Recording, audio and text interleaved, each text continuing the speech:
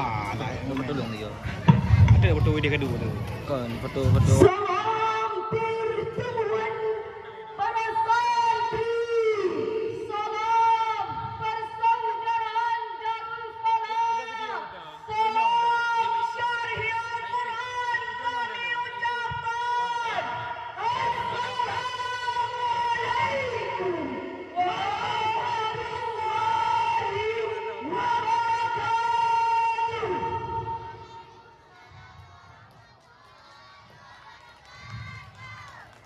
Alhamdulillah, alhamdulillahi wa taqa, wassalatu wassalamu ala sayyidil Mustafa wa ala alihi wa sahbihi ahli sidqi wa wafa.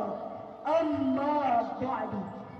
Pimpinan Daya Darul Falah yang kami hormati, Dewan Hakim yang arif dan bijaksana, hadirin sebangsa dan setanah air yang berbahagia. Kejenam-kejenam 2.10 seperti saat ini telah tersedia alternatif komunikasi gaya baru, yaitu komunikasi melalui media sosial atau komunikasi lewat dunia maya. Komunikasi menghadirkan kemudahan yang luar biasa. Dikarenakan hanya bermodal smartphone dan kuota, kita dapat menjelajah seisi dunia. Dan kita juga dapat berkomunikasi dengan teman dan keluarga di seluruh mancanegara. Berbagai informasi dan berita penuh dapat kita ketahui dalam sekejap mata.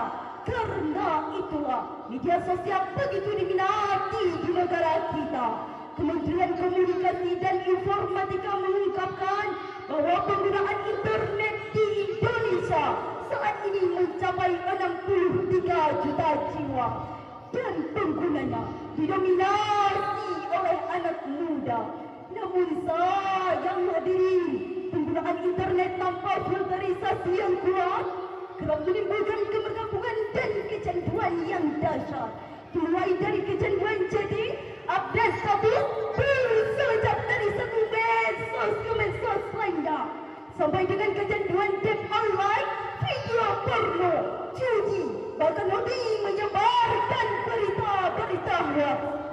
Semua ini dikarenakan lunturnya karakter nilai-nilai bangsa, dikarenakan semakin mengabaikan kekerasan, permusuhan, dan sinar-sinar sammoho, sukusana, dan soal, pemerkosaan, bahkan pembunuhan. Maka hal hadirin, untuk membangun karakter bangsa yang kuat, diperlukan rakyat yang beradab dengan karakter yang sehat. Pertanyaannya, bagaimana kita mampu membangun karakter bangsa yang sangat mulia di tengah kemajuan digitalisasi teknologi yang tiada tara? Sebagai jawabannya, perkenankan kami membawakan sebuah syarah Al-Quran yang berjudul Membangun Karakter Bangsa di Era Digital, dengan landasan surah Ar-Rahman ayat 33 yang akan dibacakan oleh qiraah kami berikut ini. A'udzu billahi minasy syaithanir rajim.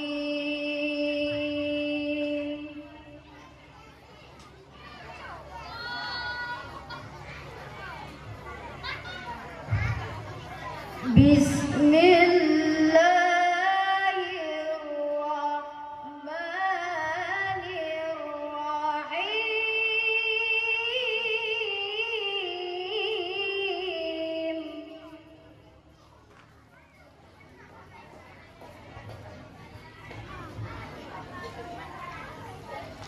Ya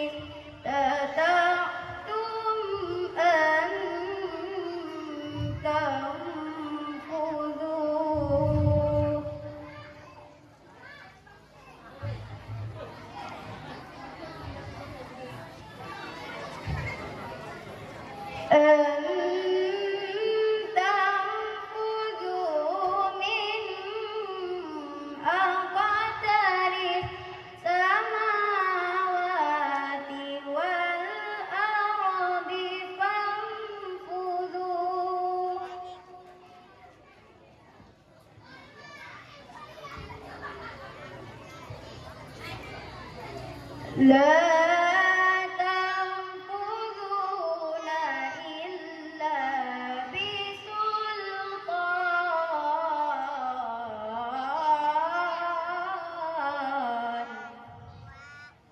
Aku berlindung kepada Allah dari godaan-godaan syaitan yang terkutuk. Dengan menyebut asma-Mu ya Allah, yang Maha Pengasih lagi Maha Penyayang. Wahai golongan jin dan manusia, jika kamu sanggup menembus penjuru langit dan bumi, maka tembuslah. Kamu tidak akan sanggup menembusnya kecuali dengan kekuatan dari Allah.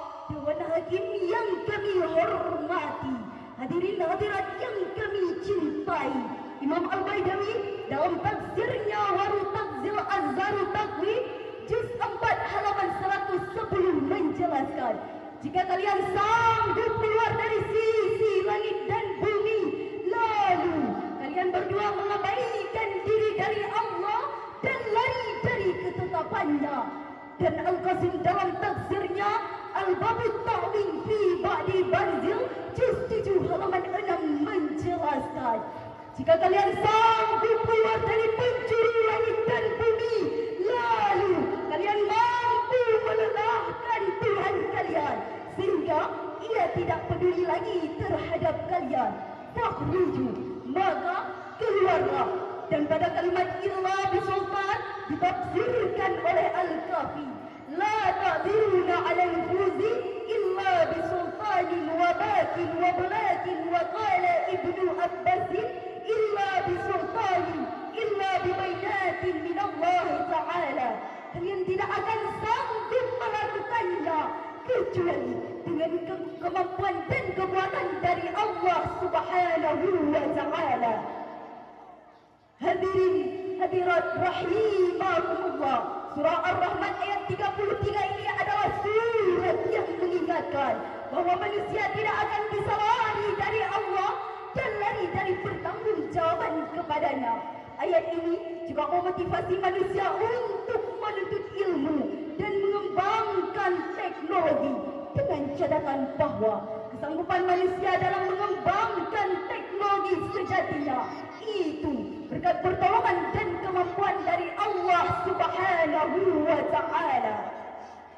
Dan saat ini hadirin, perkembangan teknologi banyak menghadirkan dampak positif baik dari segi ekonomi, sosial, politik maupun keagamaan. Seperti lahirnya Eko yang memperluas lapangan pekerja, Main sosial menghadirkan pengusaha-pengusaha baru yang kecil, dan bertujuan melabangkan tokoh politik dan membalik dari berbagai penjuru negeri. Hanya dengan menekan tombol like, subscribe dalam hitungan jam dapat jutaan pasang mata yang melihat. Begitulah seharusnya teknologi hadirin. Kecanggihannya harus menghadirkan manfaat dan sekaligus sebagai pengingat akan kekuasaan Allah Subhanahu wa Ta'ala. Klasifikasi era teknologi adalah perubahan yang cepat, akan tetapi eksentasi akidahnya harus tetap sebagai way of thinking, way of investigasi, a way of life, and manner of life of real thinking. Namun sayang hadirin, teknologi saat ini dinodai dengan hal negatif yang sangat mengkhawatirkan.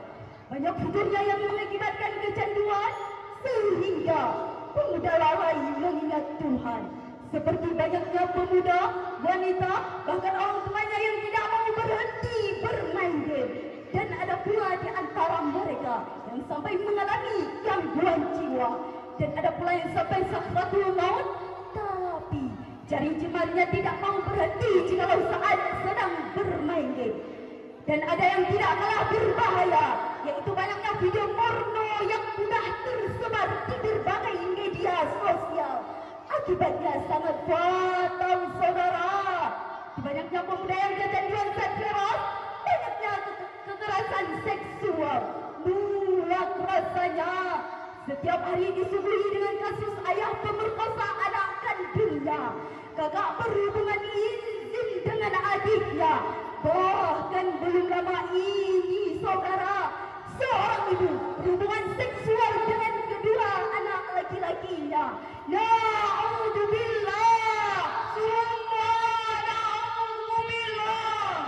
Hadirin rahimakumullah. Selain game online dan pornografi, media sosial kerap meracuni otak penggunanya dengan berita-berita hoax.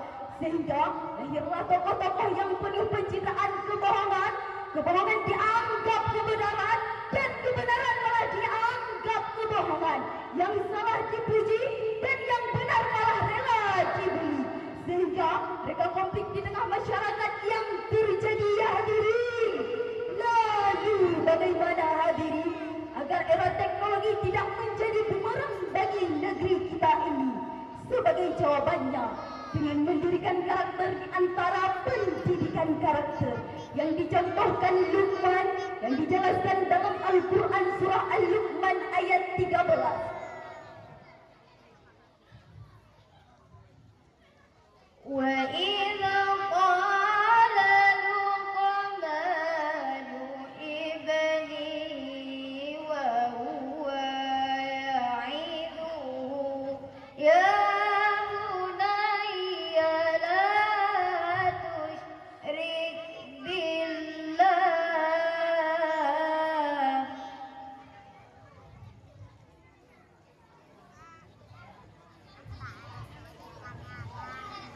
إِنَّ الشِّرْكَ لَظُلْمٌ عَظِيمٌ.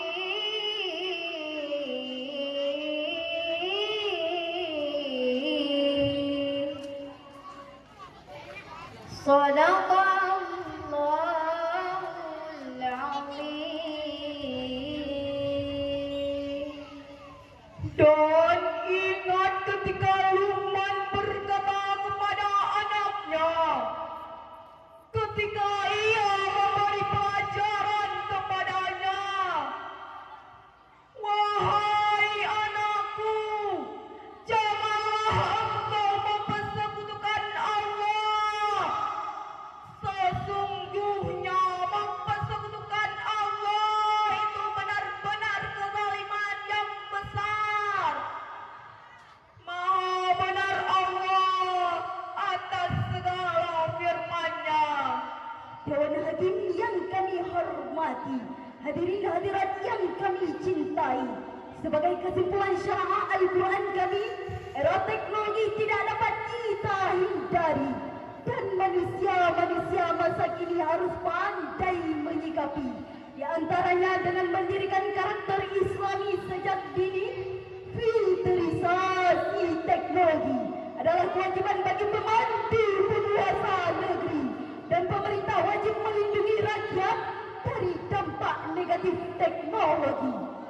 Sebelum kami tutup syarah Al-Quran kami, perkenankan kami membawakan sebuah pantun. Makan ikan di tepi kapal, pelaku turun membawa mangsa.